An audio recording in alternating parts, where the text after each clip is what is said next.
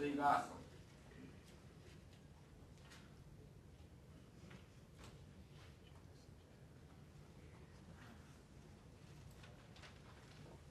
Honorable Senators, it's a pleasure to be here, and I appreciate your time and listening to all of our concerns about this. But I won't overlap with the other speakers. Senator Knott, Senator Martin, we've talked on some of these issues personally. Senator McConnell, I have a lot of respect for a lot of things you've done in the past. But let me say this, what I'm saying is I don't want to debate the issues of the constitutionality of this. I think those issues have been brought to the fore already. But what I'm seeing is the issue of complexity. Complexity in terms of obfuscation. We saw this with the TARP program. We saw it with Goldman Sachs and a lot of these other debacles in Congress where the public is giving a lot of reasons why something can't be done. If you're hearing today that we want to, the information, as Thomas Jefferson said, the currency of democracy is information. Now, as Thomas Davis pointed out, is a representative democracy. A representative democracy is what we're talking about here, the public. So you're our representatives. Please represent our concerns and our efforts on this. And I do disagree, respectfully disagree with Senator Knotts and Senator Martin, Senator McConnell in terms of the constitutionality of this.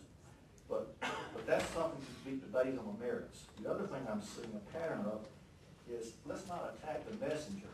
Let's not deride, demonize, ridicule the messenger. Let's talk about the merits of the issue. And that's what I'm not hearing here. We're talking about someone running for political office. It has nothing to do with someone running for political office. It has to do with the principles at stake for our state and our country. So please, let's not attack. And we talk about things like stretch the Constitution like a rubber band.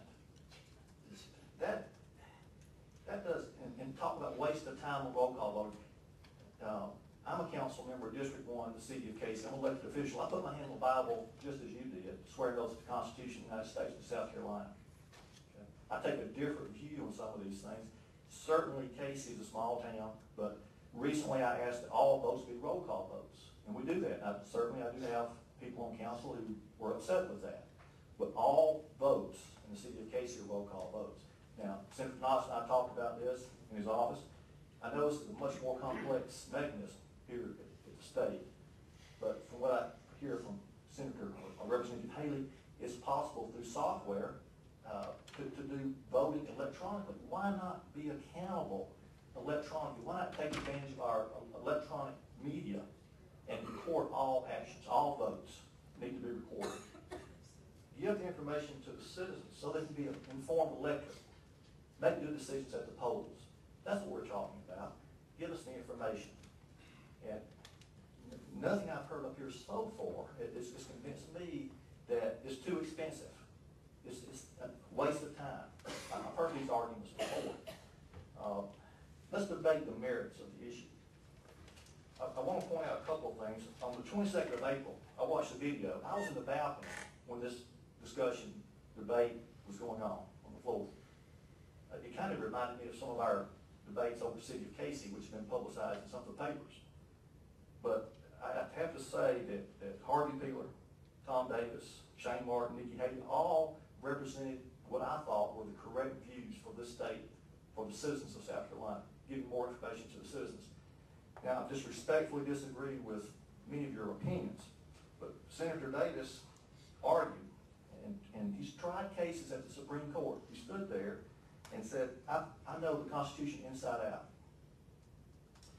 And he goes on to state, what I find ironic, the state constitution is being used as a shield against a more on-the-record voting. So, and that's what I'm seeing here today, an argument not to do this. Please help us as citizens to get more information to us so we can make an educated vote at the polls.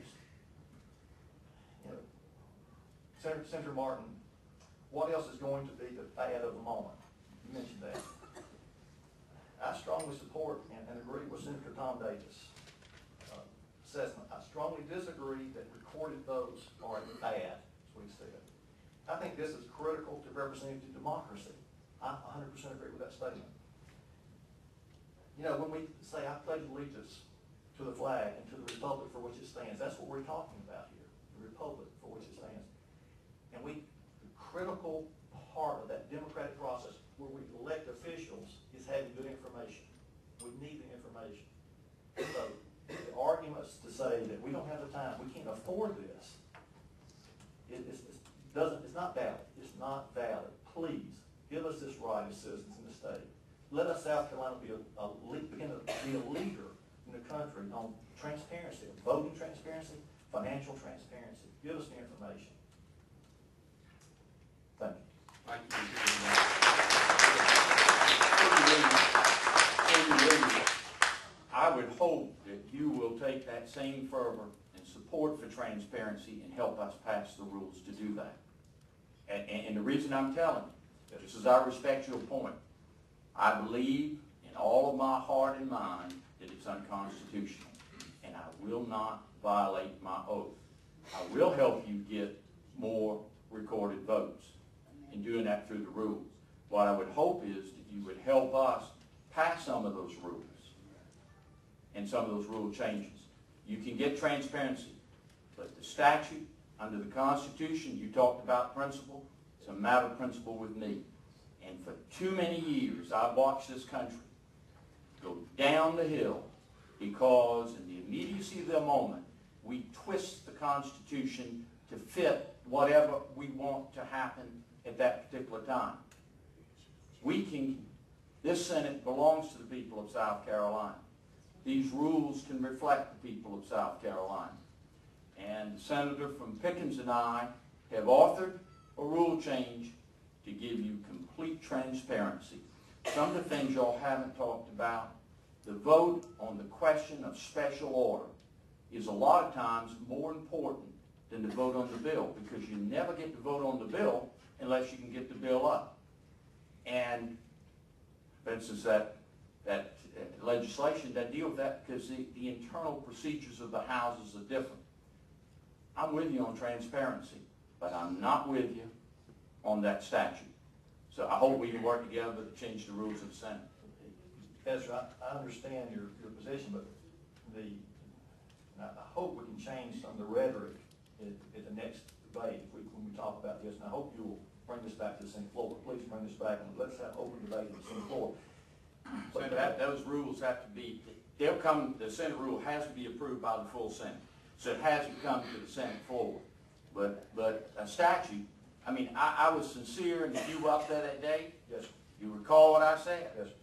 With all my heart and mind, I believe this is unconstitutional, and I will not vote when I know that to violate the Constitution. I took an oath of office and swore to God on that. Yes, sir. And Senator McConnell, you said, this is what I've got for you, I consider it a violation of my oath of office to uphold the Constitution, to vote for a ragged piece of legislation.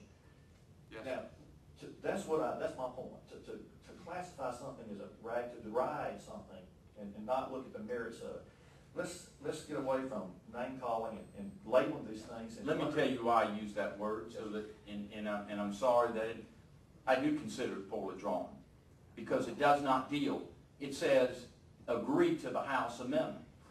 That's concurrence. We may decide to disagree.